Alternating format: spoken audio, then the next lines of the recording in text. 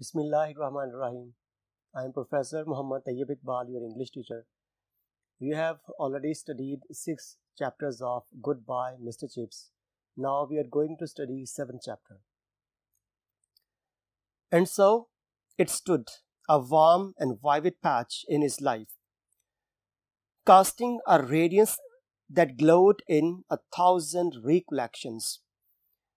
जैसे कि 6 चैप्टर्स आप ऑलरेडी पढ़ चुके हैं और ये नावल एक किस्म का फ्लैशबैक में लिखा जाने वाला नावल है ये, और इसमें होता ये है कि रोज़ाना मिस्टर चिप्स अपने घर में जो मिसिस विकेट्स के पास एक कमरा ले रखा था उन्होंने, आग के पास बैठा हुआ है और रोज़ाना एक बात सोचता है, और वो जो कुछ सोचता है वो एक चैप्टर की शक्ल में या उसकी मुख्तलिफ किस्म की जो यादें हैं उसकी शक्ल में यहाँ पे हम पढ़ रहे होते हैं। तो इसका हर चैप्टर उसकी हर 1-2 दिन की मुख्तलिफ यादों के मजमूए का नाम है। तो इसी लाइन को, ये वो लाइन उसी चीज़ को इंडिकेट कर रही है कि किस तरह से मुख्तलिफ किस्म की हज़ारों यादें उसके जहन में रोशन होती हैं।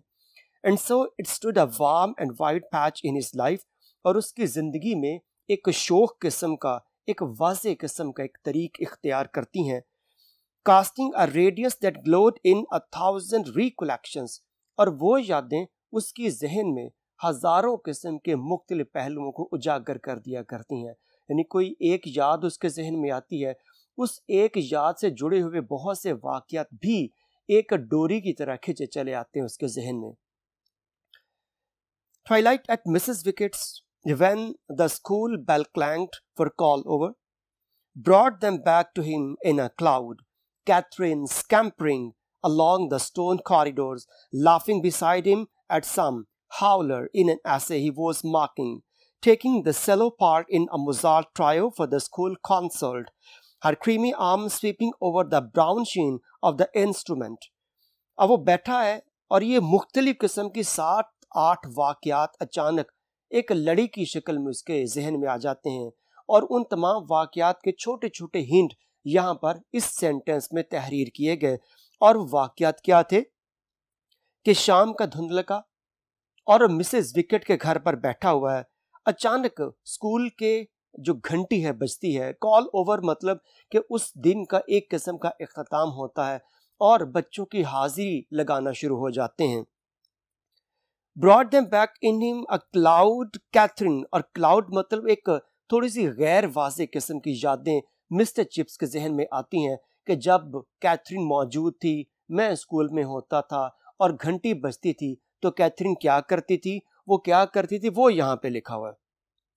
Catherine scampering along the stone corridors, और उन पथरीले जो बरामदे थे उनमें उछल कूद करती, अटकेलियां करती हुई आती।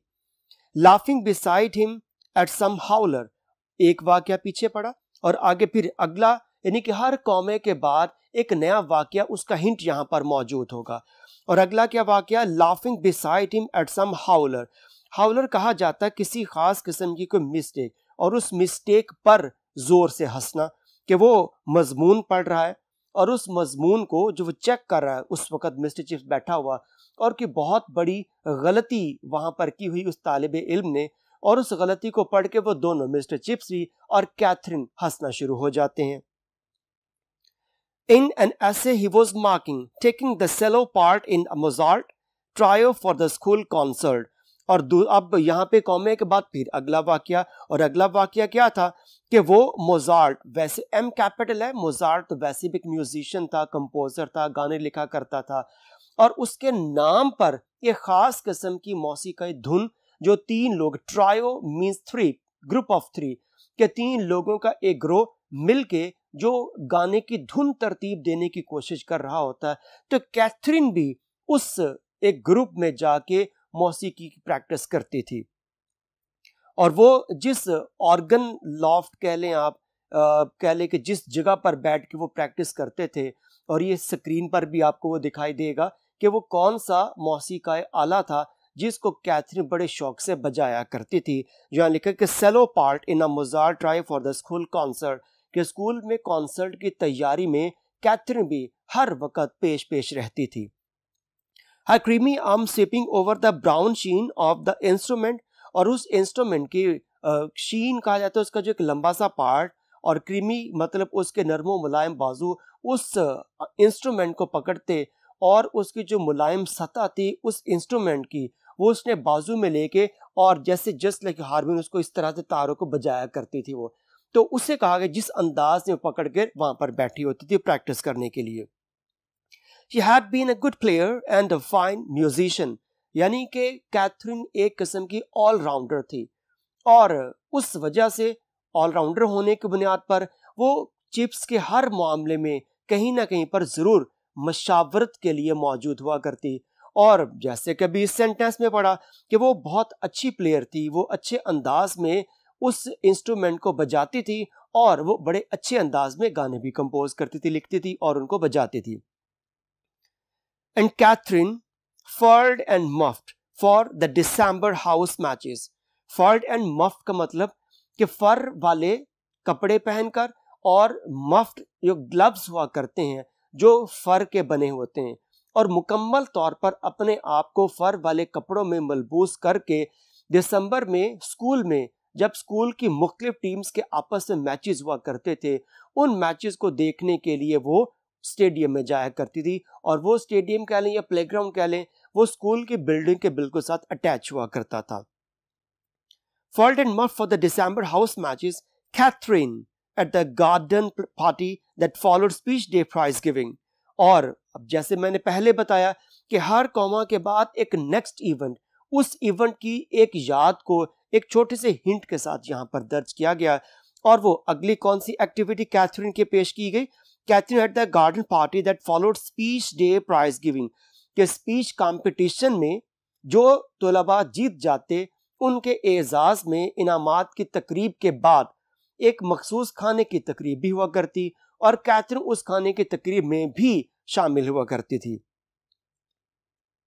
Catherine tendering her advice in any little problem that arose, और नेक्स्ट काम क्या कि जब भी कोई छोटा सा मसला, अकेला लिटिल लिखा हुआ, कोई आर्टिकल मौजूद नहीं है, और जब लिटिल या फ्यू से पहले कोई आर्टिकल मौजूद ना हो, इट मीन्स इंतहाई मामूली, वो बहुत ही छोटा सा ना होने के बराबर, यानी अगर कोई छोटे से छोटा मसला भी कोई पेश आ जाता तो कैथरीन उस मसले को हल करने में भी मुकम्मल तौर पर अपनी मशावरत पेश किया करती थी।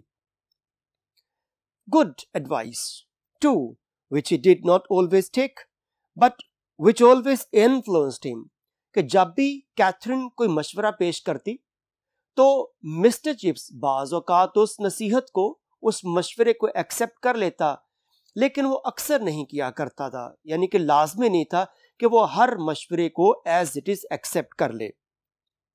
अलबत्ता वो मशवरा जो भी होता वो मुतासर जरूर करता था चिप्स को, यानी कि एक सोच जरूर आती होगी मिस्टर चिप्स के जहन में उस मशवरे को सुन के कि बात तो ठीक कहती है, लेकिन हो सकता है कि वो इस वजह से उसको एक्सेप्ट ना करता हो कि हर बात भी नहीं माननी चाहिए। इस पैराग्राफ में जो इंपॉर्टेंट सिनोनिम्स हैं हम वो भी साथ डिस्कस कर लेते हैं। कास्टिंग, इसका सिनोनिम मींस थ्रोइंग, फ्लिंगिंग, टॉसिंग। कि कास्टिंग मींस जैसे शुआएं, सूरज अपनी शुआएं डालता है तो उसको कास्टिंग कहा जा सकता है। रेडियस, चमक, रोशनी। Light, brilliance, glow. Next word है स्कैम्परिंग, अटकेलियां करते हुए जल्दी से तेज तेज कदम उठाकर चलना। Running, speeding, rushing. नेक्स्ट की वर्ड है हाउलर। हाउलर कहते किसी बहुत बड़ी गलती को या शोर मचाने वाले को भी हाउलर कहा जाता है, तो ब्लंडर, एरर या मिस्टेक। नेक्स्ट वर्ड है टेंडरिंग। टेंडरिंग होता है पेश करना, कोई नसीहत, कोई मशवरा पेश करना। ऑफरिंग, फॉरवर्डिंग या giving. Next paragraph, Chips, dear, I would let them off if I were you. जैसे मैंने पहले कहा कि चिप्स बैठा हुआ है, मुख्तलिफ वाकयात से जुड़ी हुई यादें उसके जहन में घूम रही हैं। अब उसके जहन में क्या बात आती है कि किसी मसले पर एक तालिब इल्म को पकड़ा हुआ चिप्स ने और उसको सजा देने वाले हैं, और कैथरीन उस मामले में वो क्या कह रही है? Chips, dear, I would let them off if I were you. अगर मैं तुम्हारी जगह होती तो मैं उनको छोड़ देती. I would let them off. Let के बाद प्रोनाउन का हमेशा ऑब्जेक्टिव केस आता है और वर्ब की पहली फॉर्म में इस्तेमाल की जाती है. तो कैथरीन ने चिप्स को क्या कहा कि अगर मैं इफ आई वर यू. अब देखो इफ के साथ जब भी आई लिखा हुआ है और आगे वर लिखा हुआ है, यहां पे इसे कहते हैं अनरियल पास्ट. और इसका मतलब ये हुआ करता है कि ऐसे किसी एक्शन को बयान करना कि जिसको इस वक्त अनडू नहीं किया जा सकता, उसको चेंज नहीं किया जा सकता. बात तो वही थी, वो काम तो हो गया. तो कैथरीन क्या कह रही है, अगर मैं तुम्हारी जगह होती तो उसको छोड़ देती. वो थी तो नहीं उसकी जगह, ना अब कुछ किया जा सकता है.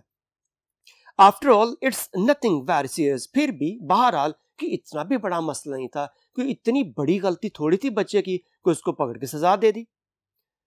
I know. चिप्स उसका क्या जवाब देता है, आई नो, मैं जानता हूं. I would like to let them off. मैं भी चाहता था कि मैं उसको छोड़ दूं, but if I do I am afraid they will do it again. और अगर मैं बगैर सजा के उस तालिब इल्म को छोड़ देता तो मुझे खदशा था कि कहीं फिर ना वो ऐसी गलती कर दे. Try telling them that. अब कैथरीन फिर आर्गुमेंट करते हुए क्या कहती है, try telling that frankly and give them the chance. तुम उन्हें वैसे कुछ समझाने की कोशिश तो करते और उन्हें एक मौका दे देते. I might. शायद मैं ऐसे करता या काश मैं ऐसा कर सकता. And there were other things occasionally that were serious. और भी तो बहुत सी ऐसी बातें थीं जो बहुत ज्यादा संजीदा नौइयत की थीं. You know chips, having all these hundreds of boys cooped up here is easily. अब यहां पे वो बात क्या की जा रही है कि कैथरीन यानी कि नया कोई इंसिडेंट आ गया, कोई और वाकया आ गया, तो उसमें कैथरीन फिर चिप्स को किसी एक बात पर टोकते हुए समझाने की कोशिश करते हुए कहती है, you know chips, having all these hundreds of boys cooped up here is really an unnatural arrangement. कि हजारों तलबा को, सैकड़ों तलबा को इस एक इमारत के अंदर ठोसा गया है, जबरदस्ती भरा गया उनको. इस अंदाज को महदूद कर देना, महदूद कर दिया हुआ है. और ये एक गैर फितरती अमल है. यानी कि यहाँ पर अगर 100 बच्चे बैठ सकते, आपने यहाँ पे 150 बच्चे बैठाए हुए, 200 बच्चे घुसाए हुए, एक गैर फितरती अमल है ये. When you come to think about it, और अगर तुम इसके बारे में सोचो तो वाकईतन एक बहुत बड़ा मसला है. So that when anything does occur that ought not to, और अगर हमने इतने ज्यादा बच्चे यहाँ घुसाए हुए और अगर कोई ऐसा वैसा वाकया पेश आ गया जो नहीं आना चाहिए था, when you come to think about it, so that when anything does occur, अगर कुछ ऐसा वाकया पेश आ गया that ought not to, जो नहीं होना चाहिए था, don't you think it's bit unfair to come down on?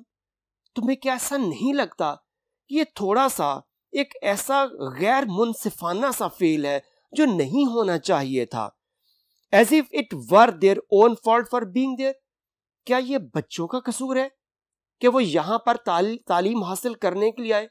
यानी हमने बच्चों को इस वजह से यहां पर घुसा लिया, इतने ज्यादा बच्चों का रश लगा लिया जो नहीं लगाना चाहिए था, और क्या ये बच्चों का कसूर है कि वो यहां तालीम हासिल करने क्यों आए? तो इसलिए उनको सजा दो कि वो यहां आ चुके हैं. हमें डोंट नो अबाउट दैट कैथी. ये बड़े प्यार से जब कैथरीन को चिप्स बुलाया करता तब ये कैथी का वर्ड यूज किया करता था. डोंट नो अबाउट दैट, मुझे इसके बारे में कुछ नहीं पता Kathy, but I do know that for everybody sake, लेकिन हर एक की खातिर मैं ये तो जरूर जानता हूं, we have to be pretty strict about this sort of thing. कि this sort of thing, ये वर्ड कभी भी प्लूरल इस्तेमाल नहीं करते. जब this आ गया तो this sort, this type, this kind, ये हमेशा सिंगुलर लिखे जाते हैं. तो वो कहता है कि इस किस्म के मामले में मैं एक बात तो पक्की जानता हूं, जरूर जानता हूं, यकीन से कह सकता हूं, one black sheep can contaminate others. अब तक जो हमने ये चैप्टर्स पढ़ा, ये वेल निटेड चैप्टर नहीं है. यानी कोई एक वाकया नहीं है कि उसी एक वाकये को तफसील से बयान किया गया, ऐसा नहीं है. इसीलिए थोड़ा सा कहले के गैप्स के साथ वाकयात को पेश किया गया। कभी कोई वाकया, कभी कोई वाकया, एक मुकम्मल नहीं होता, दूसरा शुरू हो जाता है। तो इसी वजह से अब लाइनों में रब्त मौजूद नहीं है कि अभी एक लाइन पहले कुछ और वाकया पेश किया गया, तब किसी और वाकये के ऊपर बात हो रही है। तो ये जस्ट इस चैप्टर के अंदर जस्ट कह ले मुख्तलिफ इवेंट्स के छोटे छोटे हिंट्स पेश किए गए हैं। यानी इसमें हमें समझाने की कोशिश की जा रही है कि ये नॉवल दरअसल इस वक्त ऐसा नहीं कि पेश आया है और हम इसको बयान कर रहे हैं। ये बहुत अरसा पहले हो चुका, जैसे मैंने पहले कहा कि हर वाक़े को जो मुख्तलिफ सोचों पर मबनी था, यहाँ पर एक चैप्टर बनाकर पेश कर दिया गया है। One black sheep can contaminate others, कि एक गंदी मछली पूरे के पूरे जल को, तालाब को खराब कर देगी। जैसे एक गंदा अंडा वो पूरे सबको भी गंदा करे। एक गला हुआ फल रख दे, बाकी फल भी खराब होना शुरू हो जाएंगे। कि अगर एक लड़का कोई गलती करता है और उसको सजा नहीं दी जाती, उसको छोड़ दिया जाता है, तो देखा देखी बाकी बच्चे भी वही गलती करेंगे और ये उम्मीद रखेंगे कि हमें भी छोड़ दिया जाएगा। After he himself has been contaminated to begin with, पहले वो यानी खुद को खराब कर लेता है। बाहर कैफ यानी कि वो बच्चे की गलती होती है। जब एक खराब हो जाता है तो उसको देखा देखी दूसरे बच्चे ऑटोमेटिकली खराब होना शुरू हो जाते हैं। After all, that's what probably did happen, isn't it? बाहर कैफ वाक्य तो यही होता है। Didn't it या isn't it जब लगाया जाता है, यानी एक सेंटेंस के बाद में उसी हेल्पिंग वर्ब को दोबारा नॉट के साथ इस्तेमाल किया जाए तो इसको टैग क्वेश्चन कहा जाता है। टैग क्वेश्चन का मतलब क्या होता है कि वो खुद ही उस बात पर सवाल कर रहे हैं और खुद ही उस चीज को जवाब के तौर पर कहते हैं, तो इसको कहा जाता है वो टैग क्वेश्चन के तौर पर पेश किया गया है। जैसे यही लाइन है, यानी कि उसने खुद ही कहा after all that's what probably did happen, लगता है कि कुछ ऐसा ही वाकया हुआ होगा। और फिर इजंट इट, क्या ऐसा नहीं था, यानी खुद ही का क्या ऐसा हुआ होगा और फिर खुद ही कहती कि ऐसा नहीं है। तो इस तरह के स्टेटमेंट्स को टैग क्वेश्चन कहा जाता है। मे बी हो सकता है ऐसा हो, वी कांट हेल्प इट, हम तो इसमें इस वाक्य के बारे में या इस बारे में कुछ भी नहीं कर सकते। I believe Brookfield is better than a lot of other schools, एक बात पर तो मुझे मुकम्मल यकीन है कि ब्रुकफील्ड बहुत से दूसरे स्कूल्स की निस्बत बेहतर है। All the more reason to keep it so, और हो सकता है कि इसको ऐसा रखने की यही वजह है कि ये बहुत से स्कूल से बेहतर है।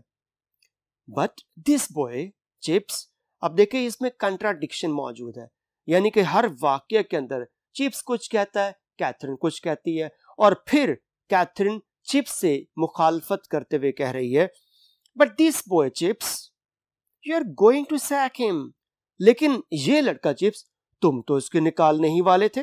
The head probably will when I tell him, कि अगर मैं उसे ना सजा देता और जाके मैं हेड को बता देता तो हेड तो लाजमन उसको यहां से स्कूल से ही निकाल देता। And you are going to tell the head, और कैथरीन क्या कह रही चिप्स को, वो पूछती है और क्या तुम वाकईतन हेड को बता देते कि इस बच्चे ने ये गलती की, कितनी बड़ी गलती तो ना थी। It's a duty, I am afraid, तो मेरी ड्यूटी थी बताना। यानी कि मिस्टर चिप्स अपने आप को क्लियर करते हुए कह रहा है कि ये बहैसियत टीचर मेरा फर्ज है कि स्कूल में जो वाकया पेश आ रहा है, किसी भी किस्म की गलती है, मैं इंतजामिया की नोटिस में लेके आऊं। अगर मैं ना बताता और इंतजामिया को कहीं और से पता चल जाता तो फिर मेरी भी पकड़ हो जाती कि मैंने नहीं बताया ये। Couldn't you think about it a bit? Talk to the boy again. क्या तुम इस बारे में मजीद नहीं सोच सकते? लड़के से फिर बात करके देख लो, उसे समझाओ। Find out how it began. पता तो चलाओ ये वाकया पेश आया कैसे, बात शुरू कैसे हुई, ये वाकया शुरू कैसे हुआ। After all, apart from this business, isn't he rather a nice boy? इस वाक्य से हट के देखो जरा, क्या वो बहुत अच्छा लड़का नहीं है? यानी गलती हो गई, इंसानी फितरत की बात है गलती होना, लेकिन इससे हट के देखो कितना अच्छा लड़का है वो। Oh, he is all right, हाँ ये तो बात मैं मानता हूं, बिल्कुल ठीक है। Then, Chips, dear, don't you think there ought to be some other way? तो फिर चिप्स, मेरे अजीज, कोई और हल नहीं निकाला जा सकता इस हवाले से? And so on. अब देखिए यहां पर छोटे छोटे कई वाकयात के चंक्स पेश किए गए, छोटे छोटे हिस्से, टुकड़े पेश किए गए। अब वो राइटर हमें क्या समझाने की कोशिश करता है, नेक्स्ट पैराग्राफ देखते हैं। एंड सो ऑन, ऐसा कई वाकयात। About 1 in 10 times he was adamant and would not be persuaded। यानी वो मुख्तलिफ एग्जाम्पल्स उनकी लाइफ में से दिए गए कि मुख्तलिफ वो वाकयात हैं। उसने कहा कि 10 में से 1 दफा होता कि चिप्स उसकी बात मान लेता कैथरीन की, और ज्यादातर उसकी बात नहीं माना करता। वो एडमेंट रहता, जिद करता, नहीं ऐसा नहीं, जिसे हठ धर्म कहा जा सकता है कि नहीं ऐसा नहीं, अपनी मर्जी करता वो। And would not be persuaded, और बिल्कुल भी कायल ना होता। In about half of these exceptional cases, he afterwards rather wished he had taken her advice। और जब वो उसकी बात ना मानता और जाके हेड को बता देता, और जैसा चिप्स ने सोचा था उसके उलट कुछ हो जाता, और फिर वो आधे से ज्यादा वाकयात में सोचता, काश मैं कैथरीन की बात मान ही लेता तो बेहतर था। यानी मिसाल के तौर पर 10 वाकयात पेश आए, एक वाक्य में उसने कैथरीन की बात मान ली और बिल्कुल ठीक हुआ, 9 में बात नहीं मानी। फिर कुछ देर के बाद उसको एहसास हुआ कि मैं ये बाकी 4-5 वाकयात में भी बात मान लेता जो उल्ट हो गए तो शायद वो काम सही हो जाता। यानी उसको एहसास जरूर होता कि after all Katherine is right. And years later, कई साल बाद, whenever he had trouble with the boy, जब भी उसे किसी लड़के से कोई मसला पेश आता, he was always at the mercy of softening wave of reminiscence। हमेशा वो एक बात सोचता, reminiscence कहते माजी में खो जाना, वो माजी में खो जाता कि क्या मैं इस बच्चे को सजा दूं या मैं इसके साथ लीनियंसी, थोड़ा सा नरमी वाला बर्ताव करूं। वो क्या सोचता, तो अचानक उसके दिल में सॉफ्टनिंग वेव ऑफ रेमिनिसेंस, वो एक नरम दिली की एक याद उसके जहन में आ जाती कि कैथरीन होती तो सजा की बजाय इसके साथ थोड़ी सी नरमी करती। The boy would stand there, लड़का यहां पे खड़ा होगा, waiting to be told his punishment, और इस चीज के इंतजार में कि कब मुझे सजा सुनाई जाए। And would see if he were observant, और अगर वो लड़का मुशाहिदा करने वाला होता। आप देखें यहाँ पे फिर इफ ही वर लिखा हुआ है, ही के साथ तो वॉज होना चाहिए, चूंकि ये पास्ट एक्शन है, अब उसको अनडू नहीं किया जा सकता, चेंज नहीं किया जा सकता, तो ऐसे सेंटेंसेस को अनरियल पास्ट कहा जाता है या पास्ट सब्जेक्टिव कहते हैं। इनमें सब्जेक्ट जो मर्जी हो, रहना वर होता है। और अगर वो लड़का मुशाहिदे में तेज होता, the brown eyes twinkled into a shine that told him all was well। तो अगर वो लड़के का मुशाहिदा तेज होता, वो चिप्स की उन भूरी सी आंखों में देखता और उसको फील होता कि all was well, कि सब ठीक ही था। But he did not guess that at such a moment Chips was remembering something that had happened long before he was born। यानी वो वाकया पेश आया, चिप्स बैठा हुआ है, माजी में खोया हुआ है, लड़का सामने खड़ा इंतजार कर रहा है कि अब मुझे सजा सुनाई जाएगी, लेकिन बजाय इसके कि चिप्स गौर कर रहा हो और सजा क्या दी जाए वो सोच रहा हो, चिप्स माजी में खोया होता कि कैथरीन जब यहाँ पे होती वो क्या सोचती, अगर मैं ये सजा देता तो उसके ऊपर क्या जवाब देती।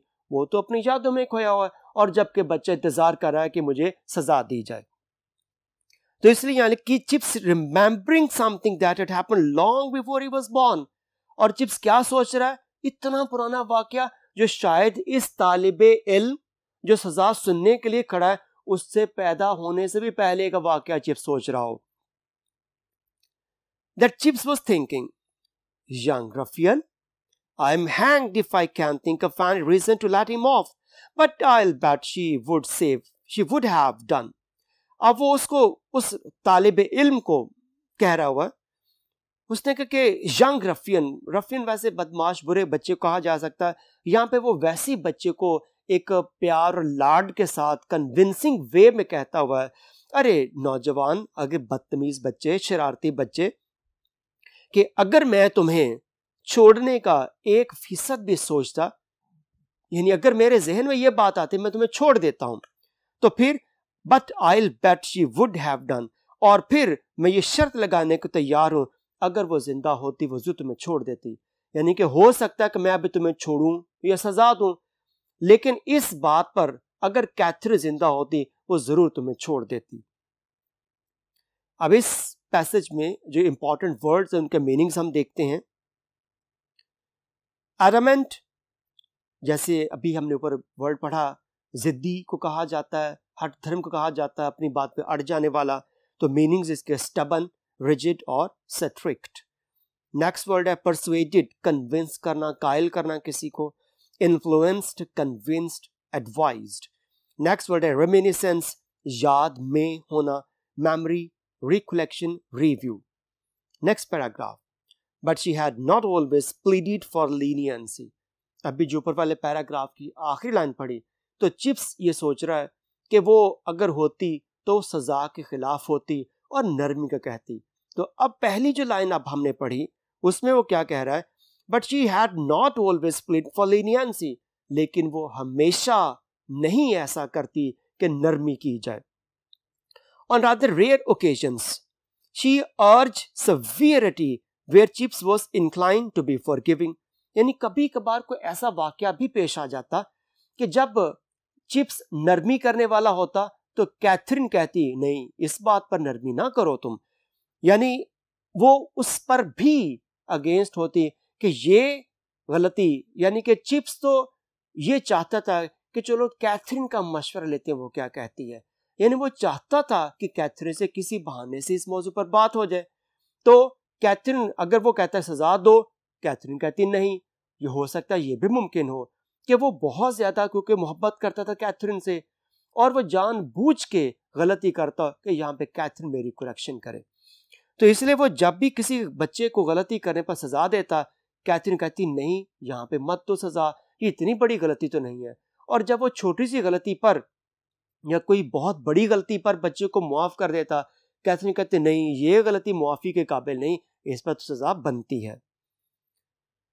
On rather rare occasion she urged severity. तो अक्सर ऐसे मौके होते जब वो उसे अर्ज करती, कन्विंस करती, तरगीब देती कि नहीं, इस मौके पर तुम नरमी मत करो बल्कि सजा दो इसको। फिर Chips was inclined to be forgiving, और जब उसको एहसास होता कि इसको माफ करने वाला तो कहते नहीं, इसको सजा दो। I don't like his type Chips. Chips, मुझे इस तरह के बच्चे बिल्कुल पसंद नहीं है। He is too cocksure of himself. इतना भी बंदे को अपने आप पर घुमंड, जोम, तकब्बुर नहीं होना चाहिए। If he is looking for trouble I should certainly let him have it. अगर वो इतना ही चाहता है कि वो कोई गड़बड़ करना चाहता है, लो करके देख ले फिर।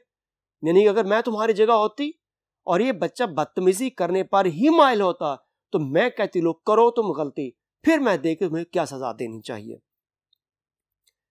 इस छोटे से पैराग्राफ के जो इंपॉर्टेंट मीनिंग्स हैं वो भी देख लेते हैं हम।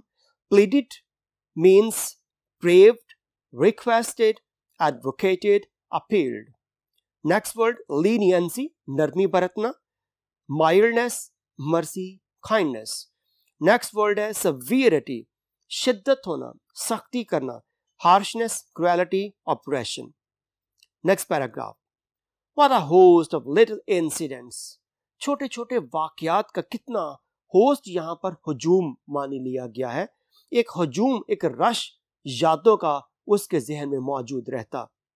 All deep buried in the past, ऐसी जो माजी में दफन थी, यानी कि इतनी पुरानी यादें कि उसको सोचते हुए थोड़ी सी मेहनत करना पड़ती थी। कितनी पुरानी बात पूरी भी याद नहीं आती।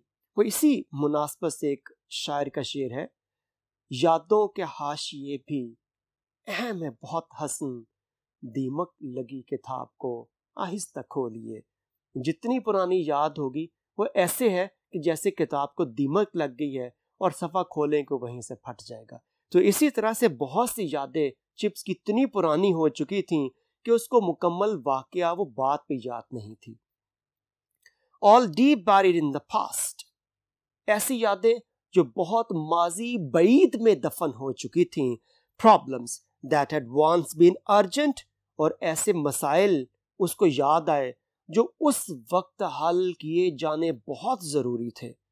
Arguments, ऐसे दलाइल that had once been, और ऐसे दलाइल जो उस वक्त बहुत ज्यादा कीन थे कि उनको फौरी नोटिस लिया जाना चाहिए.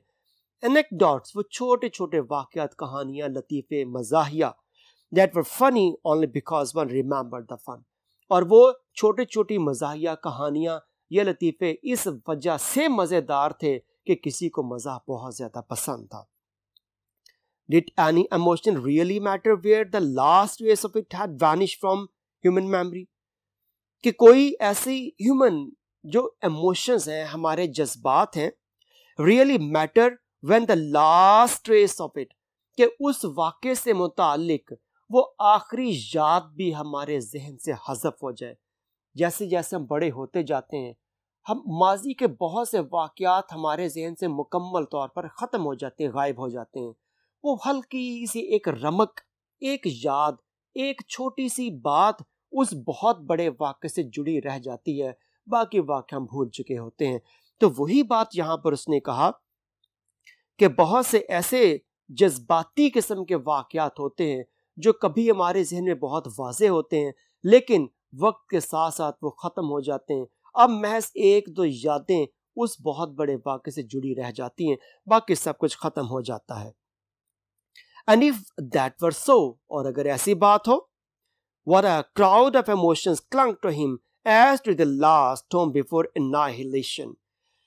अब अगर ऐसी बात है तो इंसान की मेमोरियां, चूंकि चिप्स की बात की जा रही है, तो बहुत से बेशुमार वाक़यात ऐसे थे जो एनिहिलेशन होता है, ख़त्म हो जाना मुकम्मल तौर पर, जो अपने मुकम्मल तौर पर ख़त्म होने से पहले चिप्स के जहन के साथ चिपके हुए थे. यानी कुछ वाक़यात मजबूती से चिप्स के जहन में चिपके हुए थे इससे पहले कि वो मुकम्मल तौर पर ख़त्म हो जाए. He must be kind to them, must treasure them in his mind before their long sleep.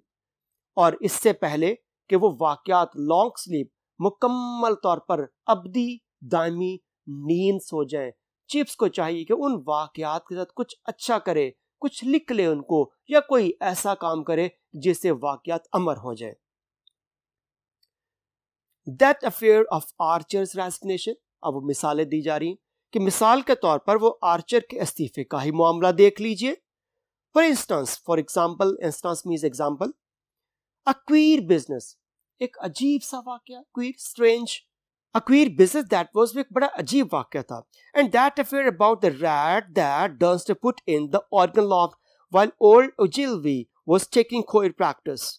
और वही मामला कि जब डंस्टर ने put in the organ loft का तो एक बुलंदी, बालकनी कह लीजिए आप उसको, कि जैसे वहां पर जो बूढ़ा ओजिल्वी या ओगिल्वी दोनों इससे पढ़ा जा सकते, जो कि नाम है, तो नामों की उनके अपने जो कंट्री के ओरिजिन होते हैं उसी एक्सेंट पढ़ते, तो ओजिल्वी या ओगिल्वी पढ़ा जा सकता है इसको, कि वो बूढ़ा ओगिल्वी बैठा हुआ अपने गाने की प्रैक्टिस कर रहा था. तो उस बालकनी में डंस्टर ने क्या किया, एक ला के चूहा जो था एक छोटा सा उसके पास छोड़ दिया. Ogilvie was dead and Dunster drowned at Jutland. अब वो वाकया तो इन दो लोगों को याद था, वो चूहा छोड़ने का वाकया, और अब वो वाकया किसी को नहीं पता, क्योंकि वो जो ओगिल्वी था वो मर चुका, और जो बूढ़ा डंस्टर था वो भी जटलैंड के मुकाम पर एक नदी में डूब के मर चुका है. Of others who had witnessed or heard of this incident, probably most had forgotten. कि वो बाकी जिन्होंने इस वाक़े को देखा या सुन रखा था, वो भी शायद अब तक इस वाक़े को मुकम्मल तौर पर भूल चुके हों. And it had been like that with other incidents for centuries. और दूसरे बहुत से वाक़यात के साथ इस वाक़े को भी सदियां गुजर चुकी हैं, यानी कि बहुत से साल गुजर चुके हैं. He had a sudden vision of thousands and thousands of boys from the age of Elizabeth onwards. और चिप्स के जहन में हजारों की तादाद में लड़के, क्योंकि वो एक जिस स्कूल में पढ़ाता था वहां पर बॉयज स्कूल था, वो हजारों की तादाद में लड़के चिप्स के जहन में आते हैं. और किस दौर से, एलिजाबेथ दौर से लेके अब तक, dynasty upon dynasty of masters, असातिज़ा के एक खानदान के बाद दूसरा खानदान, एक दौर के बाद दूसरा दौर. Long epochs of Brookfield history that had left not even a ghostly record. और वो बहुत तफसील से, एपोक कहते हैं अदवार को, वो लंबे लंबे अदवार ब्रुकफील्ड की तारीख के जो अब मुबहिम से भी, मामूली से भी याद नहीं आते. Who knew why the old fifth form room was called the pit? कौन जानता है कि उसी जो पंचम क्लास थी, उस क्लास के कमरे को पिट मतलब वो ड्राउनी जगह क्यों कहा जाता है. यानी कि एक किस्म का गार कह लीजिए, पिट क्लास गार होता है, उससे हर कोई डरता होता था. There was probably a reason to begin with. कोई ना कोई तो वजह होगी जिससे ये वाक़या शुरू हुआ कि उसको पिट कहा जाने लगा. But it had since been lost like the lost book of Livy. और वो वाक़या, वो वजूहात, वो भी ख़त्म, गुम हो गई, भूल दी. और बिल्कुल ऐसे जैसे लेवी की किताबों को सब भुला बैठे हैं. And what happened at Brookfield when Cromwell fought at Naseby nearby? और तब ब्रुकफील्ड में क्या हुआ था जब नेस्बी के मुकाम के पर कि क्रॉमवेल भी वो जंग लड़ी गई थी. How did Brookfield react to the great scare of the 45? और उन 1845 की जंग के बारे में यहाँ के लोगों का खौफ पर रद्द अमल कैसा था. Was there a whole holiday when the news came from Waterloo? और जब वाटरलू के बारे में खबर आई तो उस वक्त क्या यहाँ पर पूरे दिन की छुट्टी दी गई थी कि नहीं. And so on. देखिए आप फिर कितने वाक़यात उन्होंने फिर छोटे छोटे टुकड़े उन वाक़यात के पेश किए. And so on up to the earliest time that he himself could remember 1870. और इसी तरह से वो 1870 के इब्तिदा के वाक़यात की मुख्तलिफ यादें.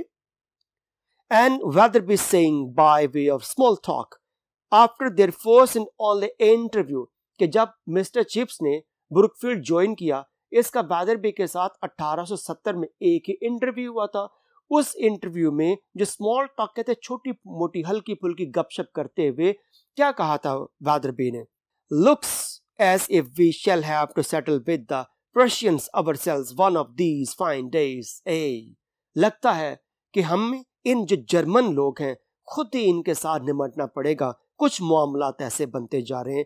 ये किसने कहा था? वेदरबी ने चिप्स को कहा था कि इन जर्मनों के साथ लगता है कि जंगी मामलात में खुद ही तय करना पड़ेंगे.